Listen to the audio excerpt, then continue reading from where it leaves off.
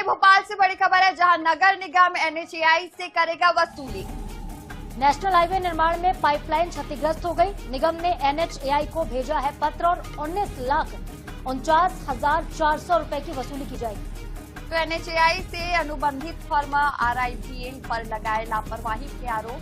Firm की लापरवाही से कई पाइपलाइन क्षतिग्रस्त हो गए हैं। तो लापरवाही सामने आई है, जहां पाइपलाइन कई बार क्षतिग्रस्त हुए हैं। अब नगर निगम एनएचएआई से वसूली करेगा। तो नेशनल हाईवे निर्माण के दौरान ये पाइपलाइन जो है डैमेज हुई है और यही वजह है कि national highway authority of India से वसूली की जाएगी। 19,49,000 रुपए की वसूली होगी। एनएचएआई से अनुबंधित फर्म है आरआईपीएल।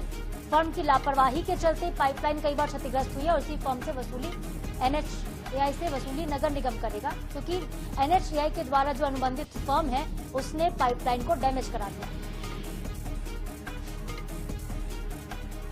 एक और बड़ी खबर भोपाल से, कपड़े की दुकान में एक बड़ी चोरी हुई है। भिखारी बनकर चोर पहुंचा था और लाखों का सामान और नकदी लेकर भाग गया। तो बैरागढ़ पुलिस चौकी से कुछ कदम की दूरी पर ये पूरी वारदात हुई। सीसीटीवी में कंबल ओढ़े दुकान के बाहर नजर आया चोर।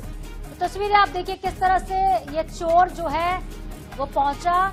बैरागढ़ पुलिस चौकी के पास की एक घटना है। कंबल ओढ़कर ये चोर दुकान के बाहर दिख रहा है। मामले की जांच फिलहाल बैरागढ़ पुलिस कर रही है। तो भिखारी के वेशभूषा में घूम रहा था, कंबल ओढ़कर ये चोर घूम रहा था भिखारी बनकर और दुकान में एक बड़ी चोरी की घटना को अंजाम दिया। तो कपड़े की दुकान में ये चोरी हुई है। बैरागढ़ पुलिस चौकी से कुछ कदम की दूरी पर ही ये पूरी वारदात हुई है। तो देखिए, पुलिस चौकी भी पास में ही था, फिर भी चोरों का आतंक इतना फैल गया है कि अब वे बिना परवाह किए चोरी कर रहे हैं। भिखारी के भेष में आया था चोर और चोरी करके लाखों का सामान और नकदी पार ले गया। लाखों रुपए की चोरी की गई है इस कपड़े की दुकान में, जहां की तस्वीरें आप देख रहे हैं। देखिए किस तरह से चोरी छिपे ये व्यक्ति दाखिल होता है। ये आरोपी दुकान में आता है और उसके बाद नकदी के अलावा सामान लेकर 9-2-11 हो जाता है। कंबल ओढ़ा चोर नजर आता है। कंबल ओढ़कर देखिए बैठा हुआ है तस्वीर में।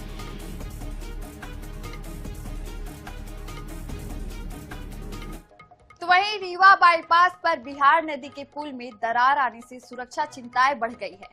पियर कैप क्षतिग्रस्त होने के कारण भारी वाहनों की आवाजाही पर रोक लगा दी गई, जिसके चलते रीवा, प्रयागराज और वाराणसी मार्ग पर ट्रक और मालवाहक गाड़ियों को लंबा डाइवर्जन अपनाना पड़ रहा है।